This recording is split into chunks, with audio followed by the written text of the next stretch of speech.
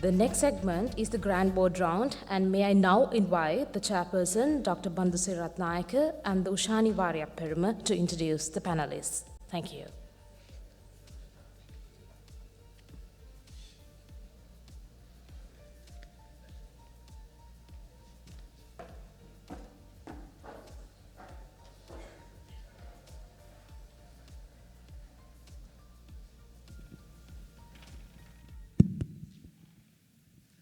Good morning, everybody. Welcome you all for the Grand Board Round. Grand Board Round literally means physical board round take place in a ward between a consultant and the registrar or SHO. Today, Grand Round will be conducted by two eminent consultants in two different hospitals. Dr. Sujanitha Vathulan, consultant in internal medicine attached to Professorial Unit Teaching Hospital, Jaffna, as well as she is the senior lecturer in Department of Medicine, Faculty of Medicine, University of Jaffna. The second speaker would be Dr. Nilanthi Athauda, consultant in internal medicine attached to District General Hospital, Kegol. First of all, I would like to invite to Dr. Sujanitha Vathulan and Dr. Nilanthi Athauda to the stage.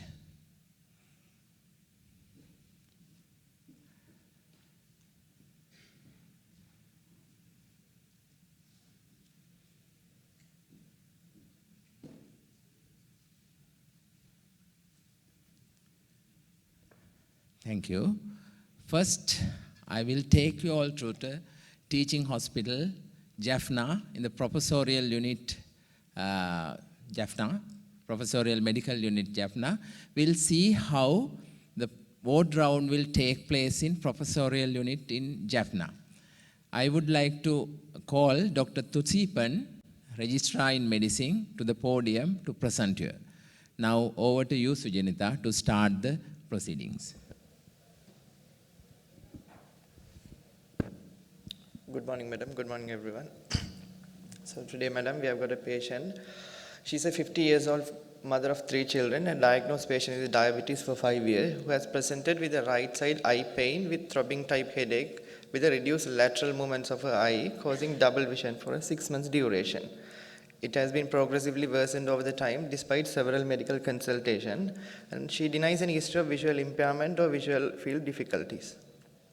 There were no history of associated photophobia or phonophobia. There were no history of increased lacrimation or rhinorrhea. She gives a history of associated nausea and vomiting with the headache and the double vision, but she denies any history of fever, loss of appetite, or loss of weight. There were no previous history of trauma to the head, but she has a positive contact history of tuberculosis from her daughter. It's apparently about 2 years back. There were no history of associated fatigability. She denies any features to suggest any paraneoplastic manifestations. Her past medical history is diabetes, which has been reasonably well controlled, except the fact that headache and double vision lasting for about 6 months duration. There was no any other past medical history. Past surgical, allergic, and family history are nil of note. Social history, she is a widowed woman, a mother of 3 children. She is financially supported by her younger sister from abroad. On my examination, madam, she is febrile to touch, not pale, and pulse rate is 84 beats per minute. Blood pressure was normal, and cardiovascular, respiratory, and abdominal examinations findings are normal. On my neurological examination, pupils are normal in size, which were equally reactive, and fundus, I did not any papilloedema. Cranial nerve examination, madam, which has revealed a right side medial and rectus palsy with a right side complete ptosis. And also she has left side ophthalmic division of the trigeminal area, mild sensory loss. I think you can appreciate in that video. She has a complete ptosis of her right side eye.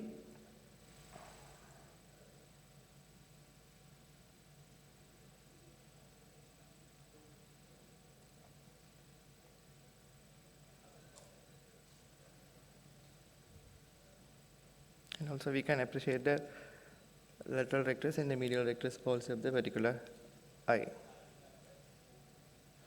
So in summary, madam, a 50 years old mother of 3 children, a diagnosed patient with diabetes, presented with right side eye pain with throbbing type headache and double vision for 6 months duration. On my examination, she has right side complete ptosis of the eye with right side medial and lateral rectus palsy. Rest of the system examinations are normal. Patient now who is a 50-year-old female with diabetes who has presented with chronic headache with diplopia, and on examination she has right side medial as well as lateral rectus palsy with complete ptosis, and on the left side she has sensory loss in the ophthalmic division of the trigeminal nerve. Yes. So before we go into the possible differential diagnosis, can you elaborate on her past history, because she was having these symptoms for 6 months and you mentioned that patient had been seen by many consultants. So can you just elaborate what she had within these 6 months before coming to us? Sure, madam. So at her index presentation, that's about 6 months back, she presented with a headache and the same reduced movements of the left eye causing double vision. We need to note that this presentation is involving the right eye, but the index presentation, she had the symptoms on her left eye. She has sought multiple medical consultation and was evaluated to a certain extent with biochemical and as well as radiological imaging, but unfortunately, madam, there were no definitive diagnosis was made. According to the patient, which has like from the left eye, there was a partial response to the therapy with the analgesics and steroids, which were given during the past 6 months by multiple subspecialties as well. But in our presentation to this time, it is noted in the right eye, madam. Okay, thank you. So with this available clinical information, what are your differential diagnoses in view of the possible site of the lesion as well as the etiological cause? Yes, madam. Considering the slow progression of the symptoms and a positive past history, my first differential diagnosis would be tuberculosis.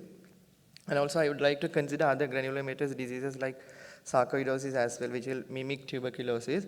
And also which this presentation can be a presentation of vasculitis involving the cranial nerve, and also involving multiple cranial nerves. It can also a presentation of multiple sclerosis, and also there's a possibility of a slow growing brainstem tumor should also be considered in the differential diagnosis. Okay, good. So how did you start evaluating this patient? So we started off with the basic biochemical investigations, madam. In her full blood count, WBC 14,000 with a neutrophil of 80.8, and also hemoglobin 10.9 with an MCV of 80. And also platelet was in the normal range, madam. Her ESR was 30 and CRP was normal. Liver function tests were normal. Creatinine is in the normal range. Calcium was towards upper limit, it was 2.66, madam. It's corrected calcium, and her serum albumin also 33.4. Her chest X-ray didn't reveal any abnormalities. There were no hilar mass or any hilar lymphadenopathy to be noted. Her ultrasound revealed only fatty liver of grade 2, madam. Otherwise, the study was normal. We have performed a MAN2 in her that was also negative. Her HIV VDR was also non-reactive, madam. We have done a CSF analysis in the patient. Apart from the protein level of 77.3, the rest of the analysis of CSF was normal. Lymphocytes was 13, madam. CSF culture was negative. CSF ADA levels was 1.7. So, we have done the CSF TB PCR also, that has also been negative. And also we have done the AC levels, which we have considered sarcoidosis also as a differential diagnosis. That was 40, madam, towards the upper limit. Okay, so up to now, from the evaluation, we have got a mild normocytic anemia, mild hypercalcemia, as well as a CSF with high protein and the lymphocytosis. AC level is just marginal that you can get in any granulomatous disease. You can have a relatively high AC level. So still we have the same differential diagnosis, more towards some granulomatous infection or inflammation. How did you proceed further? Definitely the patient will need some imaging studies. Yes, madam. So in this patient, I would consider MRI with contrast would be more beneficial than CT. So we have performed an MRI brain, pituitary fossa, and MRA with contrast. I think you can appreciate in the images that there is a left side cavernous sinus lesion, and also a right side there is a bulging of the cavernous sinus. And in the MRA also you can appreciate that the left side internal carotid artery could not be visualized in the study. So I'll move on to the reporting. So the MRI brain and the MRI with the contrast has been reported as a enhancing mass lesion in the left cavernous sinus extending into the left side orbital apex, and also the right side cavernous sinus appear bulging with the enhancement favors a mass lesion. There is a left side internal carotid artery thrombosed from the bifurcation of the left common carotid artery to the cavernous part of the ICA. We have also done a CECT neck, chest and the abdomen pelvis, since we have considered malignancy and other differential diagnosis to look for any other organ manifestation or organ involvement, but that was also negative. There were no evidence of malignancy, and upper airway, nasal sinuses, everything was normal in the CECT as well, madam. Okay, so from the imaging that we have got a significant finding that the patient has bilateral cavernous sinus enhancing lesion with left side internal carotid artery thrombosis. So before we move on to further evaluation and the management, let me brief out about what is this cavernous sinus syndrome. Okay, so the cavernous sinus syndrome, the clinical manifestations could be many. As you all know, the patient can present with headache, periorbital pain, ophthalmoplegia, multiple either third nerve, fourth nerve, fifth or sixth, and ptosis, vision loss, and sensory impairment, chemosis, rarely cerebral infarction due to the internal carotid artery involvement. But remember, all these symptoms may not be there in all the cavernous syndrome, so these can occur individually or in combination depending on the location as well as the size of the lesion in the cavernous sinus. So let me show you how the cavernous sinus, what are the structures in the cavernous sinus. So as you all know, within the cavernous sinus there is a sixth nerve as well as the internal carotid artery, mainly the horizontal segment. And in the lateral wall of the cavernous sinus, you have third nerve, fourth nerve, as well as the first ophthalmic division of the trigeminal nerve. And in the just below the junction of the lateral and the inferior wall, you have the maxillary division of the trigeminal nerve as well. So these are the structures that can get involved depending on where exactly the lesion is in the cavernous sinus and the size of the cavernous sinus. So if we go through the common lesions that can occur in the cavernous sinus region, it's the same as we go through the etiological causes in any chronic illness like neoplastic. So the neoplasm could be within the cavernous sinus like meningioma or neurofibroma, or it could be an invasion from the lesion adjacent to the cavernous sinus like pituitary adenoma or nasopharyngeal carcinoma and so on. Or systemic, mainly a hematological malignancy like lymphoma, multiple myeloma, and so on. And it can be any metastatic deposit as well. The vascular causes are many. It could be a carotid artery aneurysm, caroticocavernous fistula, or the common cavernous sinus thrombosis. The inflammatory causes could be infective. The common infections could be TB, fungal, as well as the actinomycosis. The non-infective causes are many. So the granulomatous disease is either sarcoidosis, granulomatosis with polyangiitis, and so on. There are many other miscellaneous causes. So our patient could have any of these, but if we consider the common causes, the infections are common. There's commonly kind of an subacute presentation with orbital cellulitis, sinusitis.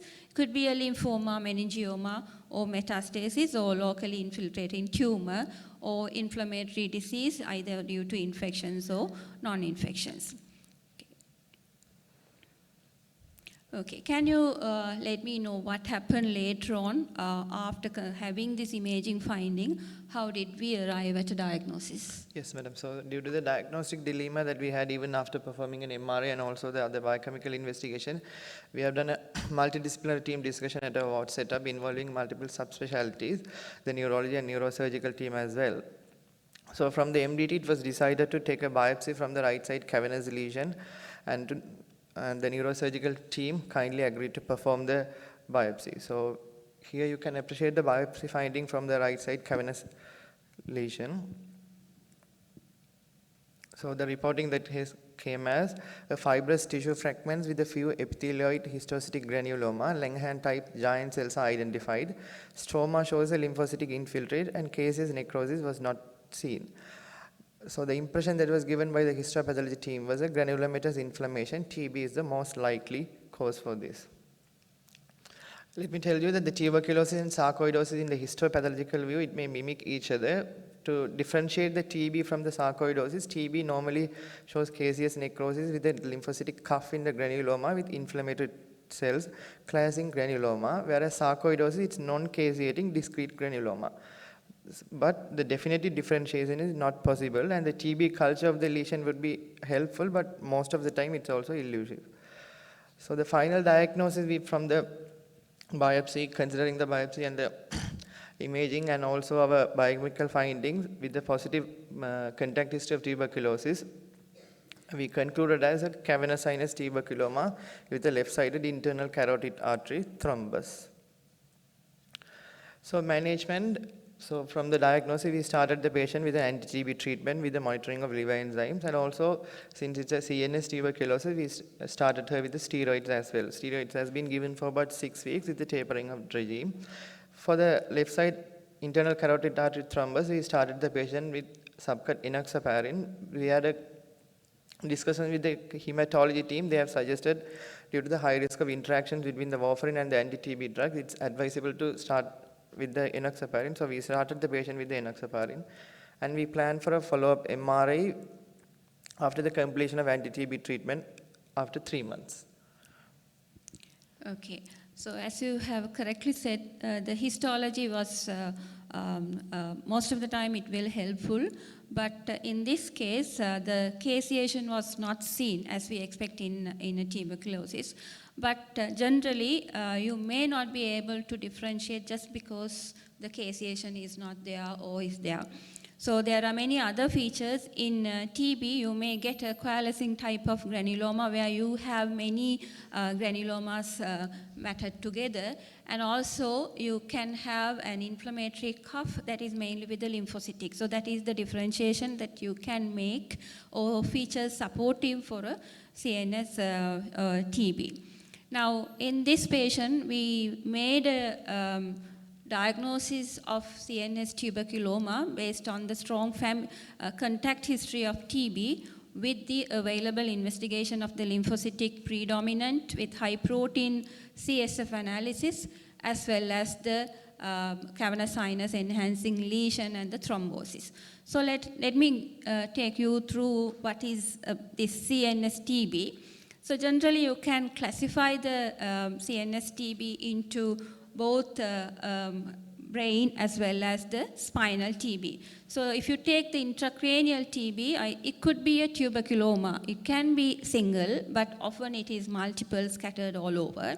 It could be tuberculous meningitis, where the patient presents typically with the chronic type of meningitis, or tuberculous encephalopathy, or tuberculous vasculopathy, that mainly they present with vasculitis with multiple cranial nerve palsies, or it could be a brain abscess. The spinal TB, you all know that it could be a spot spine with spots paraplegia, or it could be a non-osseous spinal tuberculoma or the spinal meningitis. So this is what we generally get due to CNS tuberculosis infection. And talking about this CNS tuberculoma, because the presentation can mimic like any other space-occupying lesion, especially the meningioma. And the clinical presentation, it can span from a subtle clinical presentation to a very severe illness. And it mainly depends on the time of the presentation, the location of the tuberculoma, as well as the size of the lesion. So in the initial stage, the patient may be asymptomatic. With time, they may develop headaches, seizures, and in a later stage, they can develop features of raised intracranial pressure as well as weakness or other lateralizing signs, as in our case. So where are these tuberculomas? Commonly, they are in the meninges or in the intracerebral areas or in the brain parenchyma. Unusual sites are the CP ankle, sella and the suprasellar regions, or the intraventricular space, as well as the cavernous sinus. Cavernous sinus tuberculoma is extremely rare. There are many case reports there with the unilateral or rarely bilateral cavernous sinus tuberculoma. So if you take the cavernous sinus tuberculoma, it can be either acute or a chronic cavernous sinus syndrome due to the TB. So the diagnosis is often very complex, and the imaging is very helpful. Mainly the MRI is more specific for the imaging, but at times you may need biopsy and the histological analysis when these MRI findings are inconclusive.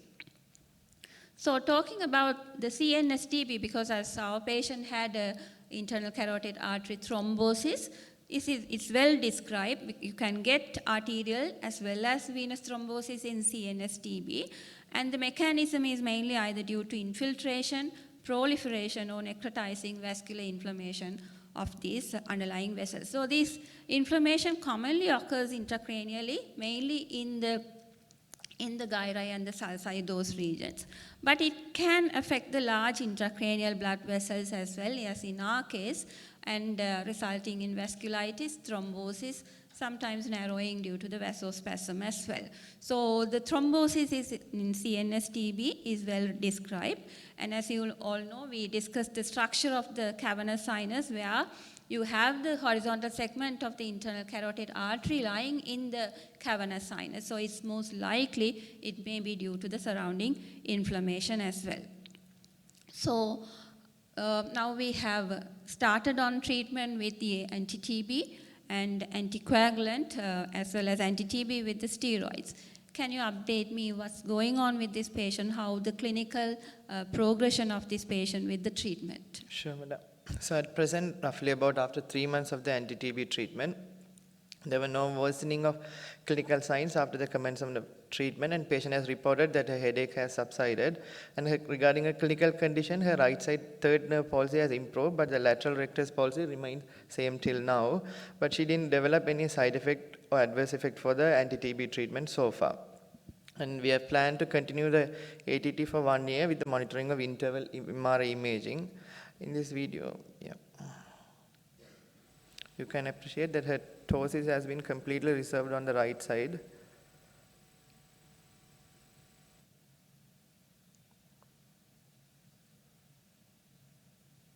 But her lateral rectus palsy still remains same. There's a partial improvement, but it needs to be improved. So we have performed a follow-up MRI as well. It has shown a left side cavernous sinus lesion has slightly reduced in size when compared to the previous MRI study, but the right side lesion remains same, and the left side ICA thrombus is also remaining the same. Okay, so that is a very good progression in view of patients' clinical symptoms, and the signs also have improved, though we have not seen much improvement in the MRI, which will take some time. So managing this patient, the specific treatment, as you all know, we have to start on anti-TB treatment with prednisolone. Often the prednisolone steroids are recommended, though there is some controversy on starting steroids as well. But the rationale for starting steroids in the CNS TB, mainly the tuberculoma, is to reduce the symptoms. And also sometimes you may get a paradoxical expansion of the tuberculoma with the anti-TB treatment to reduce that, and often the symptoms may worsen in the initial state. So to reduce those things, you may have to start on steroids, and it is often given for 6 weeks. Either you can start on the dexamethasone or oral prednisolone.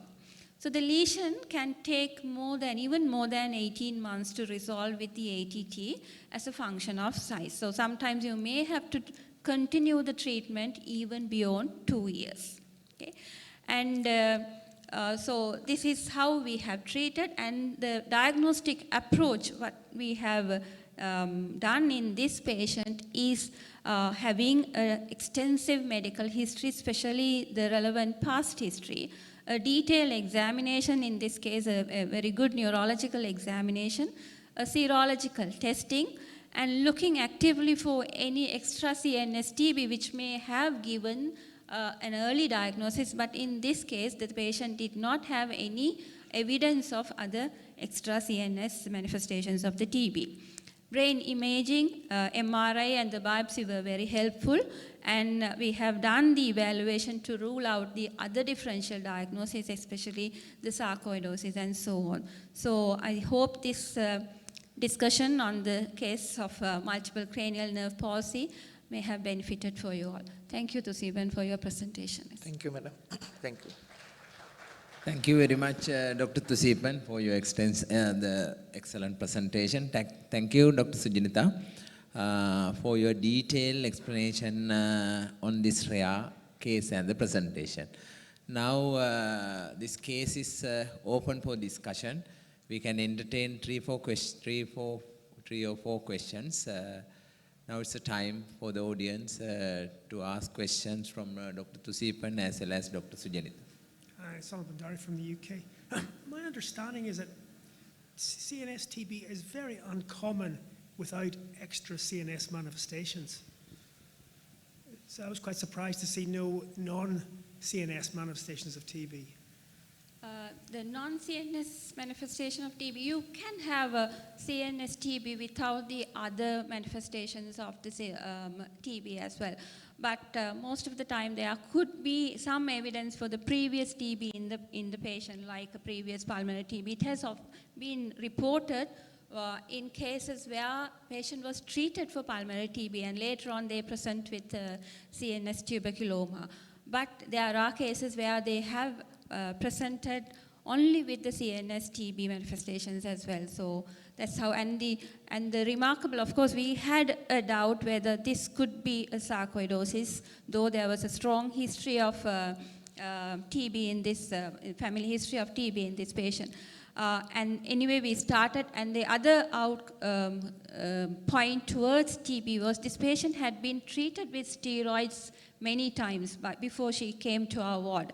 And we were fairly or comfortably, we were able to exclude sarcoidosis because sarcoidosis should have responded to steroids treated earlier. So in that case, and with the retrospective progression of this patient, that we could see remarkable improvement with patient symptoms and signs, and we were happy to make a diagnosis of CNS TB. Yeah, please go ahead. Yeah. I'm Dr. J.K. Sharma from India. There are two questions. One is that this patient is diabetic. There is a history of diabetes for 5 years. And we have been treating this patient with steroids also. So how the diabetes was managed?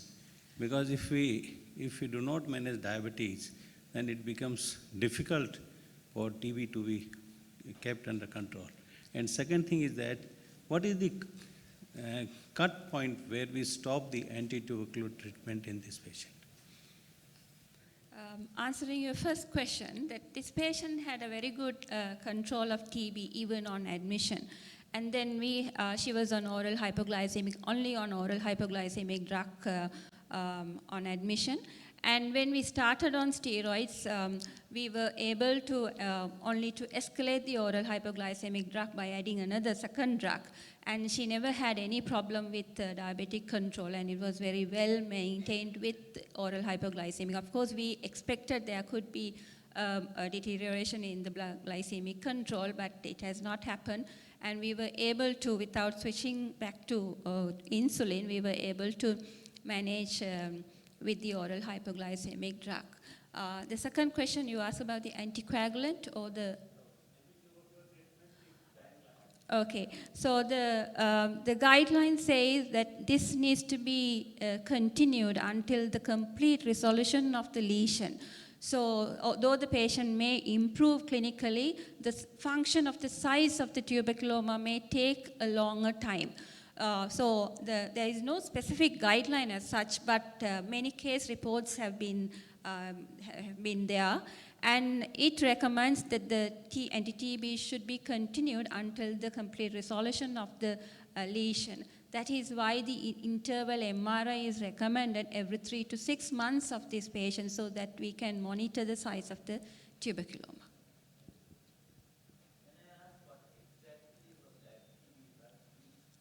The usual 4 drugs have been used, sir, for first 2 months, and it had been switched to the 2-drug regime along with the steroids which we gave actually dexamethasone for 2 weeks.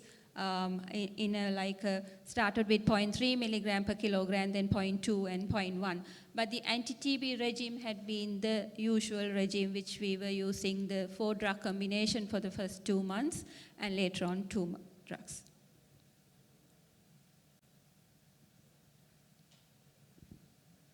One last question, Sujanitha.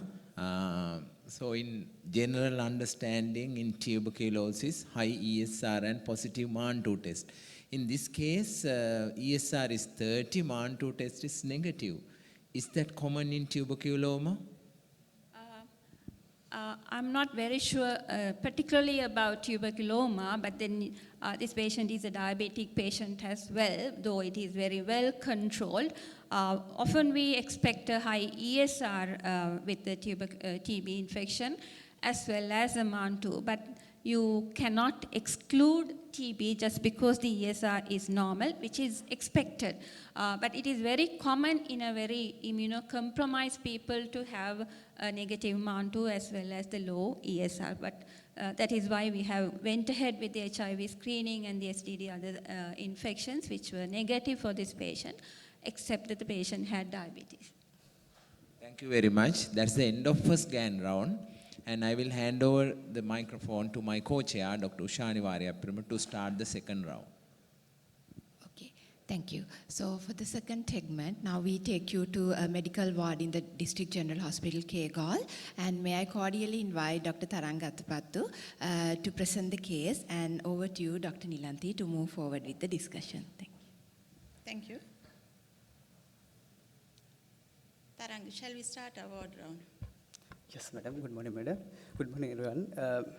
Today we are going to discuss a very interesting case. A 49-year-old lady was transferred from local hospital suggesting ENT opinion for hoarseness of voice, difficulty in swallowing for 3 days duration in the background of recently noticed anterior neck lump. At ETU, they have taken ENT opinion, but there were no evidence of acute throat pathology. At ETU, I took the history. Patient was saying fever, dysphagia, voice change for 3 days duration, associated with wheezing and shortness of breath. Past surgical history, patient has undergone laparoscopic examination of tubes for subfertility. There were no family history of thyroid illnesses.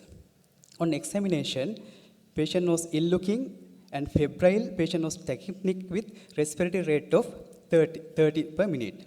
Saturation was normal. On neck examination, there was an enlarged right thyroid lobe with retrosternal extension. Trachea was slightly deviated to left side.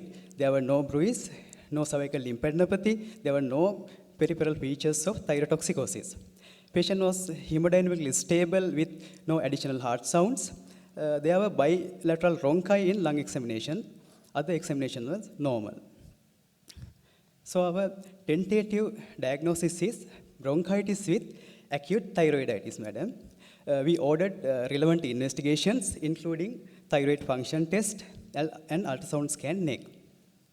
We started on empirical IV ceftriaxone 1 gram BD and oral clarithromycin 500 BD.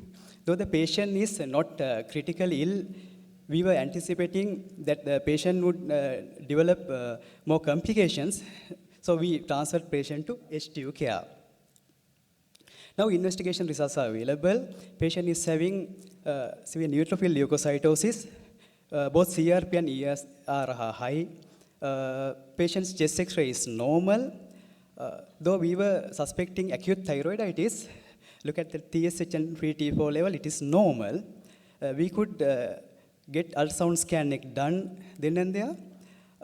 There was a nodular goiter with prominent nodule in right lower lobe. There was retrosternal extension too. Features were more in favor of chronic thyroiditis than acute thyroiditis. Yes, Tharanga. Now we have finished the examination and investigation.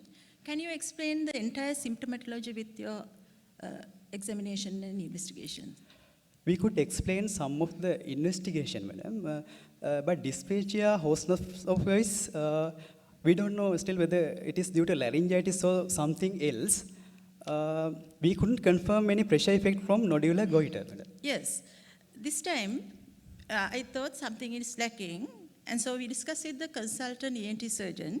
He came and examined this patient, and he reconfirmed the presence of enlarged right lobe of the thyroid and retrosternal extension. He also confirmed the axial deviation to the right side. He did a direct laryngoscopic examination, and there was a new physical sign here, and there was right side vocal cord palsy. And rest of the examination was normal. Tharanga, now how we are going to incorporate this right side laryngeal palsy to your clinical scenario? So what is the most probable cause? Madam, it can be a neoplastic lesion of the base of the skull. In our case, this can be due to thyroid carcinoma infiltrating into recurrent laryngeal nerve or thyroid tumor compressing recurrent laryngeal nerve, end up with unilateral vocal cord palsy. And this can be again due to infection or inflammation, but our ENT surgeon has excluded the possibility of these causes. And traumatic and idiopathic causes are less likely in our patient according to the given history, madam. So we ordered a CECT neck and base of the skull for this patient. So what is the findings of the CT? Madam, there is a large heterogeneously enhancing multiseparated cystic mass lesion in the right side level 4 region, extending to superior mediastinum, and there was a right side of thyroid gland is pushed superior medially by the mass, and especially there was right-sided vocal cord palsy. Other findings were compatible with our examination findings, madam. Yes, can we move to the case again? Madam, after CCT, patient was improving. But dysphagia and voice change is still there. After CCT, we could do the CCT in the morning. After the CCT, again, patient become more ill, madam. GCS was 14 out of 15. There were no neck stiffness. Patient was hypotensive this time. Patient was having bilateral, both rhonchi and crepitations this time. So patient is clinically in septicemic shock now. Investigations are available. Patient is having severe neutrophil leukocytosis and CRP also high. Surprisingly, chest X-ray appears normal. Patient is on a catheter, so UFR is positive for pus cells. But urine culture is negative, blood culture also negative. Patient was having mildly elevated serum creatinine level with ultrasound evidence of bilateral early acute kidney injury, suggestive of sepsis. So we started on IV fluid resuscitation, and as we expected, patient's blood pressure was improving. We changed IV antibiotic to IV meropenem with more broader spectrum. Unfortunately, patient developed the adverse reaction. Then we discussed with microbiologist and change is to IV cephapirasone sulbactam and vancomycin, madam. After about 2 days, patient was stable and CRP was dropping. Patient was improving. We were very happy. What happened next? After about 2 days, again, patient became confused. Later, patient became drowsy, but arousable with GCS of 10 out of 15. On examination, there were no neck stiffness, no focal neurological signs. Patient was hemodynamically stable. Patient saturation was around 94, but patient was tachypneic. This time, patient was saying bibasal crepitations too, suggestive of lower respiratory tract infection. So we arranged relevant investigations. CRP was very high.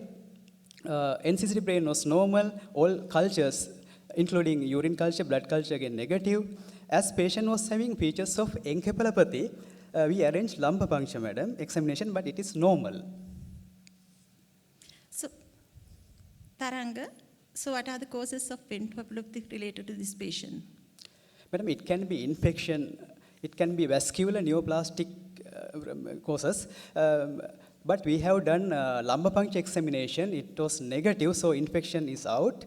It can be vascular or neoplastic, but we have done CECT base of the skull and neck. There were no evidence of neoplastic lesions.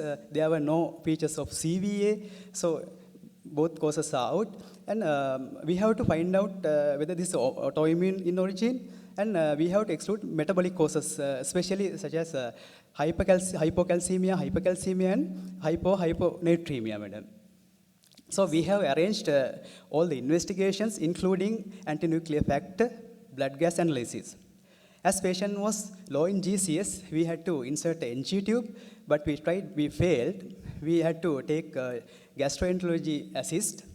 While doing procedure, they have noticed that there's a gross narrowing of the esophageal orifice, but rest of the esophagus and stomach was normal. After the procedure, patient became tachypneic and saturation was dropping to 90%. So we started on BiPAP ventilation and transferred patient to ICU care. Arrival to ICU, patient, all the investigations were available. Patient was having severe neutrophil leukocytosis. Especially, patient was having high sodium level and chloride level. Sodium level was 160 and chloride level was 117, which is suggestive of severe dehydration. Serum calcium level was alarming. It is 18.06. It's very high. And serum creatinine was mildly high. These are the stages of hypercalcemia, mild, moderate, and hypercalcemic crisis. Our patient's total calcium level was 18.06. So now the patient is in hypercalcemic crisis. Yes, if we consider, this is high time for us to just little know about this hypercalcemia. If we are going to consider the possible causes for hypercalcemia relevant to our patient, the common cause would be, the most probable could be either solitary tumor with metastasis or solitary tumor secreting ectopic parathyroid hormone, or it could be primary hyperparathyroidism due to parathyroid adenoma, parathyroid hyperosia, or parathyroid carcinoma. Other causes like hematological malignancies, myeloma, lymphoma, or sarcoidosis are less likely in our patient. And with this differential diagnosis, we arrange parathyroid hormone assessment from Candy Chemical Pathology Lab. And from the same sample, we requested a calcium and phosphate level. And these are the results. As you can see, the parathyroid hormone level is 830 picogram per deciliter, which is sky high. And the calcium level is also very high. And the phosphate level is low. This is the typical biochemical picture of primary hyperparathyroidism. Now, we have to urgently attend to this patient. We have to manage hypercalcemic crisis.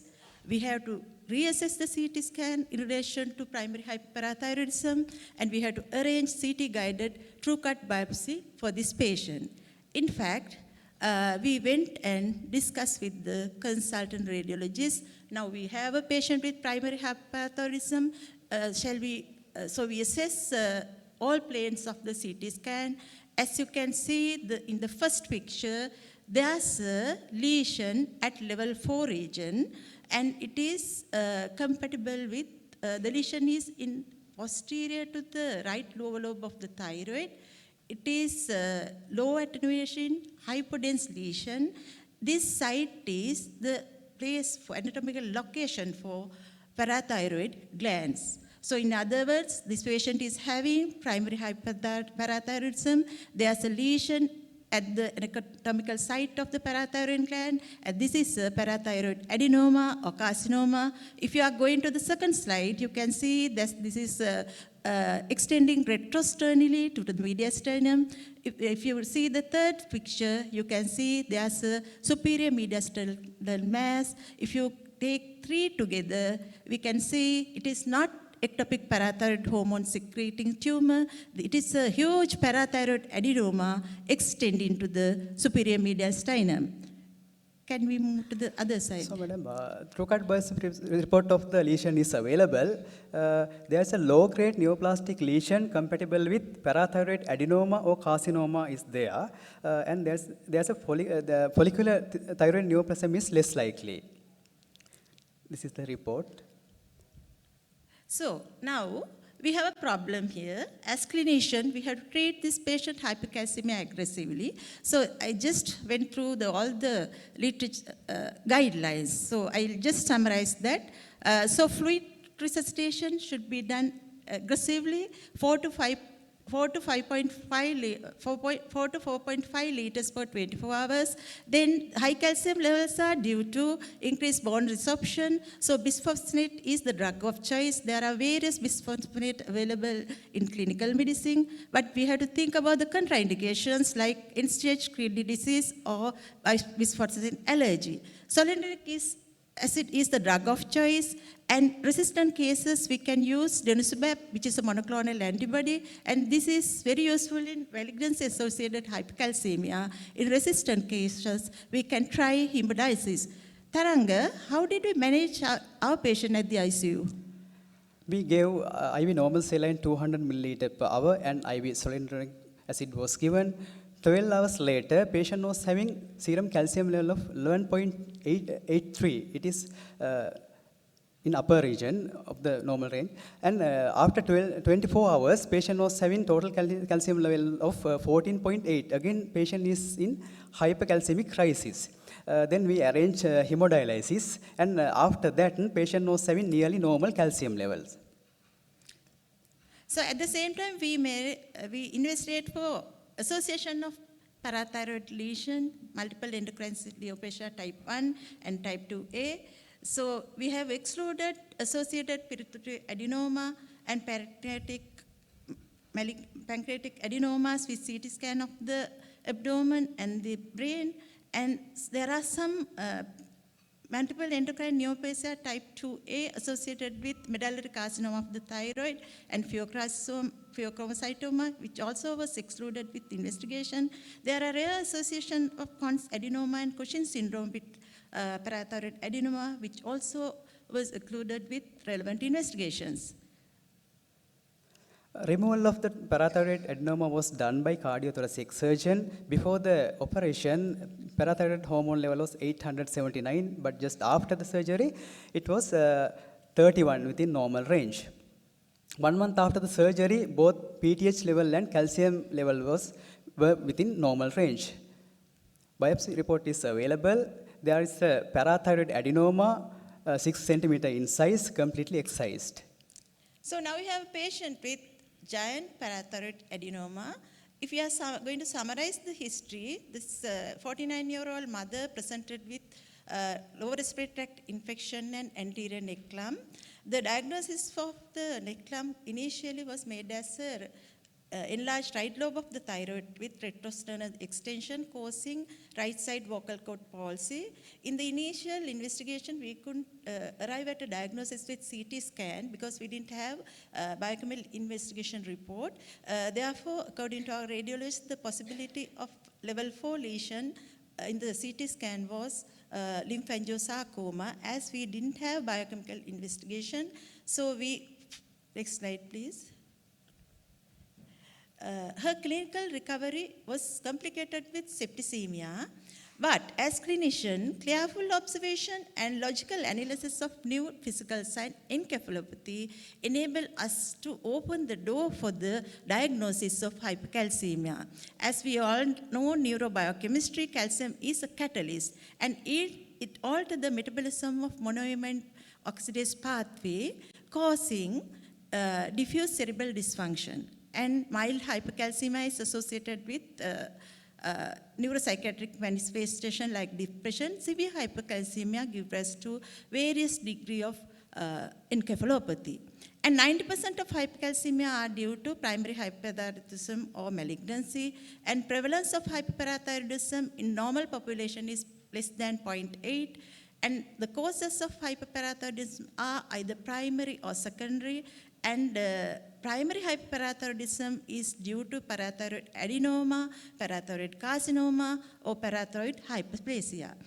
To diagnose primary hyperparathyroidism biochemically, the parathyroid hormone level should be very high, the calcium level should be high, and the phosphate level should be low, as in our patient.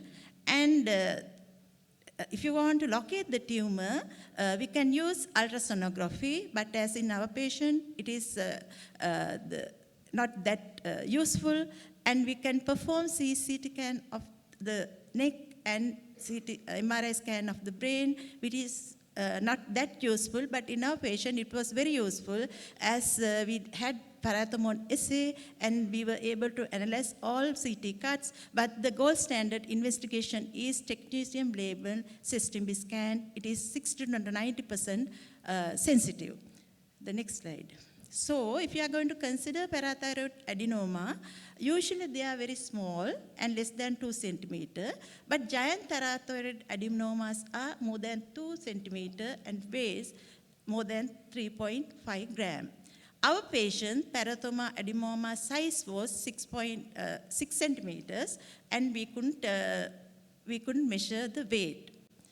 And we analyzed some data in the literature. So we analyzed 19 case reports from 2009 to 2019, and the presentation of parathyroid adenoma in those patients, there were 19 patients, and 5 out of them presented with anterior neck lump. 18 patients, almost all the patients presented with hypercalcemic symptoms, and our patient presented with hypercalcemic crisis, but during the hospital stay. Next slide. On examination, a clinician might diagnose a thyroid lump instead of parathyroid adenoma if the adenoma is very large, as in our patient. In our literature survey, most of the clinicians, especially surgeons, diagnose parathyroid adenoma as a thyroid lump if they don't have laboratory investigation, as in our case. In our country, as physicians, we are compelled to do all the investigation after the differential diagnosis. It was the golden rule in clinical medicine. But as always, common ones are more common, and in clinical medicine, at times, rare ones too may present as a common clinical scenario, as in our patient. Therefore, as clinicians, we have to be vigilant. We have to always train our juniors to incorporate new physical science during your ward round and incorporate new investigation finding during your ward round. At the same time, we have to convey this new information to the relevant team members. Then only they will be able to give us a correct diagnosis. In fact, I am very thankful to my team at District General Hospital, Kegol. Next slide, please. And thank you all. Thank you, Dr. Nilanthi, for that very interesting discussion. So now the forum is open for questions.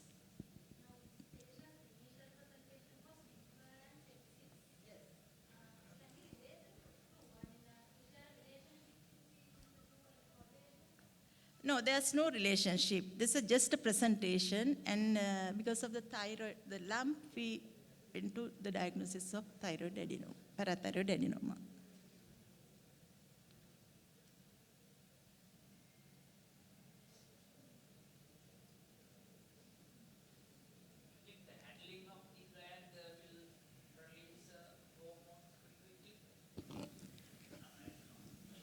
That, of course, we have to ask from a surgeon. I think Dr. Devaka Fernando is here. I think, Professor, can you help us? Because we have a question. I'm not a surgeon, but from an endocrinologist's point of view and a general physician's point of view, handling any kind of large mass, but this is more common in pheochromocytomas, where you get a crisis in surgery. Theoretically, in thyroid masses, it is possible to get a thyroid storm if the patient is not adequately prepared when the surgeon handles it. It is theoretically possible, but it's not something that is commonly described. So if you can establish a direct cause to effect relationship, then that's probably something you could write up. Thank you, sir.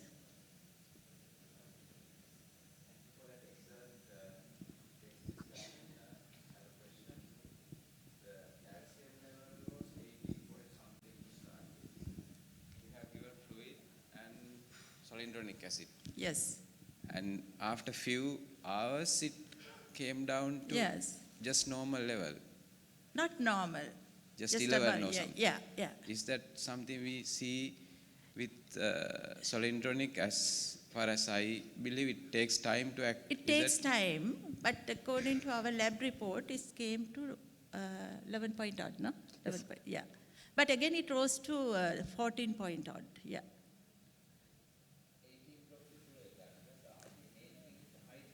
Yeah.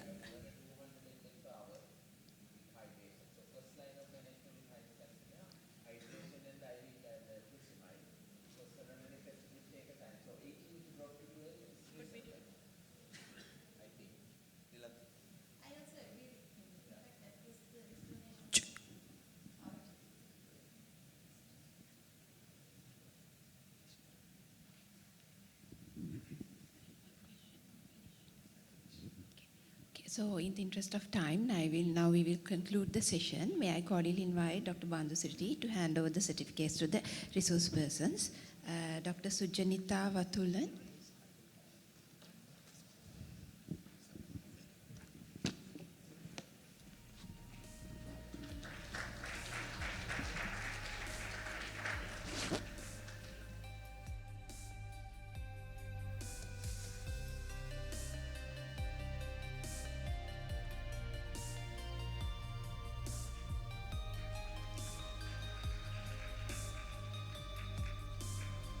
Dr. Tushipan Shanwagadivelu.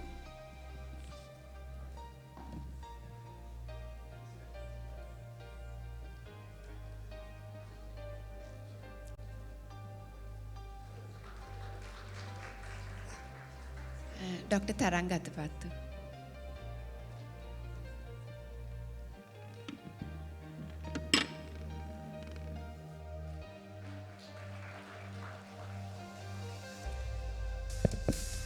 Before we wind up session, may I invite all the panelists and the chairperson to come front for a photograph.